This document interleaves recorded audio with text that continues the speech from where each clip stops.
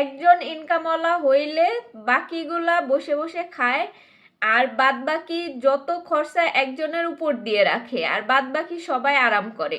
ওই একটা মানুষ যখন টাকাটা দিতে পারে না বা দিতে চায় না, যে আমি এত বছর কাজ করে টাকা দিলাম কি করলো, তখন যখন নিজের বুঝতে পারে যে না এই টাকা দেওয়া উচিত না, তখন গিয়ে ফ্যামিলি শত্রু হয়ে দাঁড়ায়।